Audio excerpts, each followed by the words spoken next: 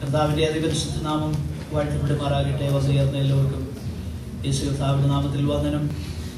ഈ ദിവസങ്ങളിൽ എബ്രായ ലേഖനത്തിൽ നിന്ന് തുടർച്ചയായിട്ട് ചിന്തിപ്പാൻ ദൈവം നമ്മളെ സഹായിച്ചുകൊണ്ടിരിക്കുന്നതോർത്ത് ദൈവത്തെ സ്തുതിക്കുന്നു. കഴിഞ്ഞ ആഴ്ചയിൽ അതീവ പ്രാധാന്യമുള്ളതാകുന്ന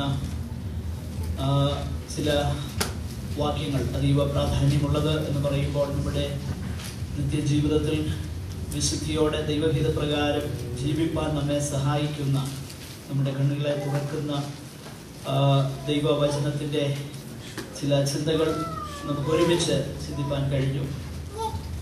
എബ്രായ ലേഖനം 4-ാം അധ്യായം അതിൻ്റെ അവസാന 3 വാക്യങ്ങൾ 14 തൊട്ട് 16 വരെയുള്ളതാകുന്ന വാക്യങ്ങളാണ് കഴിഞ്ഞ ആഴ്ചയിൽ നമ്മുടെ ചിന്തിപ്പാൻ ഇടയായി തീർന്നത്. അതിനുള്ള ബന്ധത്തിൽ മലയാളം വേദപുസ്തകത്തിലെ ആ ട്രാൻസ്ലേഷനിൽ അത് വേണ്ടതുപോലെ മനസ്സിലാക്കാൻ കഴിയാത്തതുകൊണ്ട് എന്നോട് ചിലരൊക്കെ ഒരു സംശയം ചോദിച്ചു. അതൊന്ന് പറഞ്ഞ് മുമ്പോട്ട് പോകട്ടെ.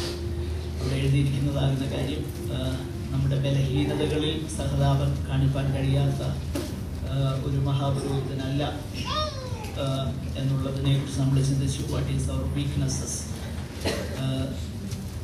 നമ്മുടെ ഹിതമോ ദൈവത്തിൻ്റെ ഹിതമോ അത് തിരഞ്ഞെടുക്കുവാനുള്ള അവർ പ്രോൺനെസ്, നമുക്ക് നാച്ചുറലി ഉള്ളത് നമ്മുടെ വഴി പോവുക എന്നുള്ളത്. എന്നാൽ ദൈവത്തിൻ്റെ വഴി തിരഞ്ഞെടുക്കുവാൻ, അല്ലെങ്കിൽ നമ്മുടെ വഴി നമ്മൾ പ്രിഫർ ചെയ്യുവാൻ ആഗ്രഹിക്കുന്ന, അതാണ് ബലഹീനത. കർത്താവിൻ്റെ കാര്യത്തിൽ നമ്മളത് കാണുകയുണ്ടായി.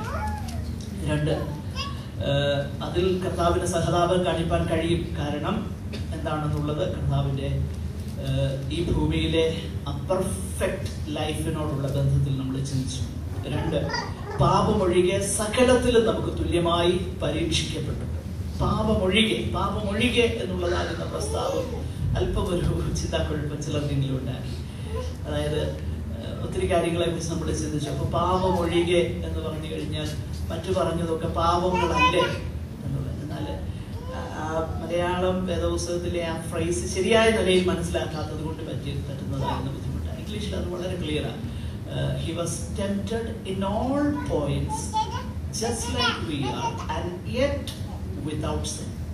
സകലത്തിലും നമുക്ക് തുല്യമായി കർത്താവ് പരീക്ഷിക്കപ്പെട്ടു. പക്ഷേ കർത്താവ് എന്ത് ചെയ്തില്ല? He did not give in to sin. അപ്പൊ പാപത്തിന്മേൽ കർത്താവ് ജയിച്ചു.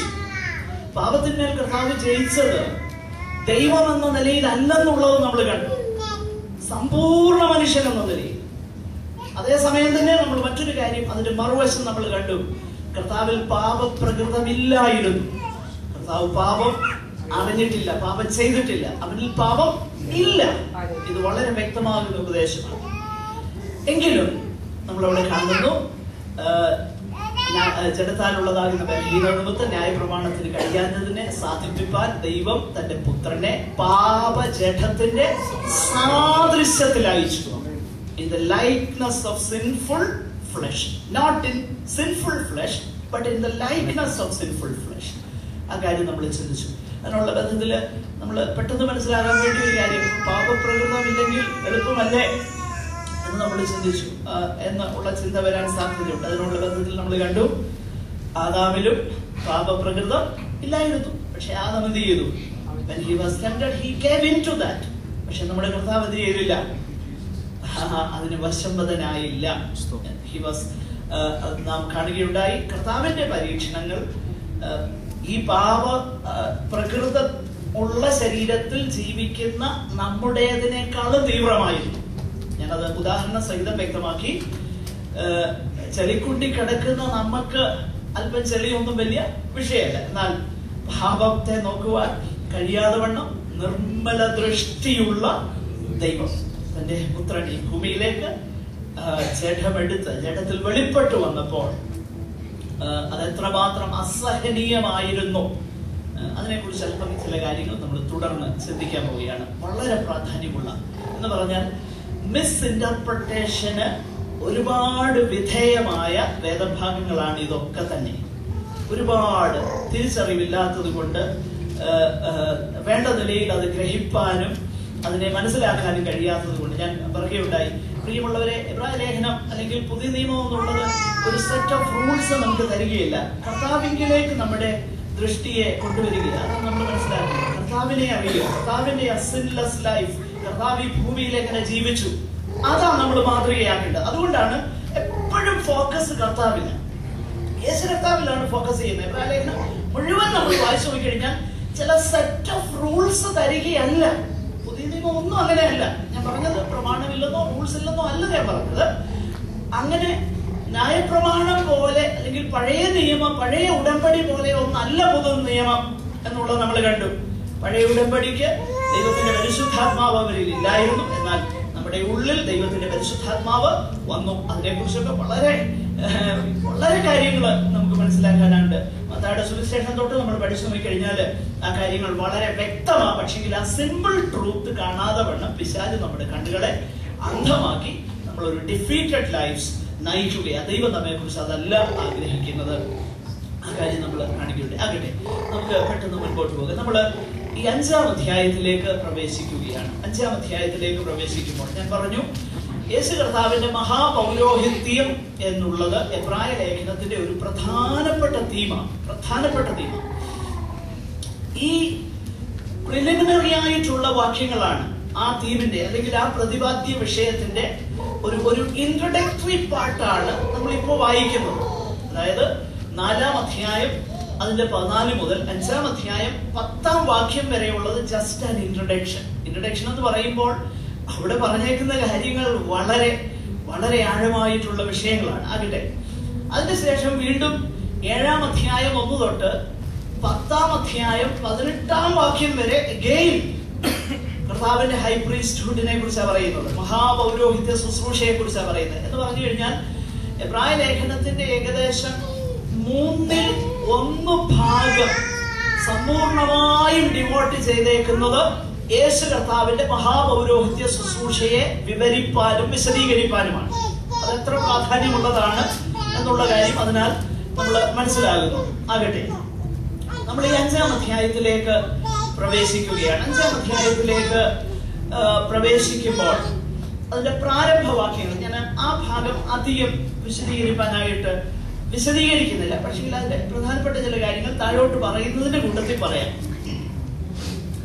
ആ വാക്യങ്ങൾ ഓരോന്നായിട്ട് എടുത്ത് വിശദീകരിക്കുന്നില്ല. അതിന്റെ പ്രധാനപ്പെട്ട വിഷയങ്ങളിലേക്ക് നമ്മൾ കയറുകയാണ്. ആ പ്രാരംഭ വാക്യങ്ങളില്, അതായത് 5-ാമത്തെ അധ്യായം അതിന്റെ 1 മുതൽ താഴോട്ടുള്ള ചില വാക്യങ്ങളില് മനുഷ്യരിൽ നിന്നെടുക്കുന്ന പുരോഹിതനെ കുറിച്ചും യേശു കർത്താവിന്റെ പൗരോഹിത്യത്തെ കുറിച്ചുമുള്ള സിമിലാരിറ്റീസും ഡിസ്സിമിലാരിറ്റീസും അതിലുള്ള സാദൃശ്യങ്ങളും അതേസമയം തന്നെ സാദൃശ്യപ്പെടുത്താൻ കഴിയാത്ത ചില കാര്യങ്ങളെ കുറിച്ചുമാണ് പ്രാരംഭ വാക്യങ്ങളിൽ അവിടെ നമ്മൾ കാണുന്നത് 5-ാമത്തെ അധ്യായത്തിൽ.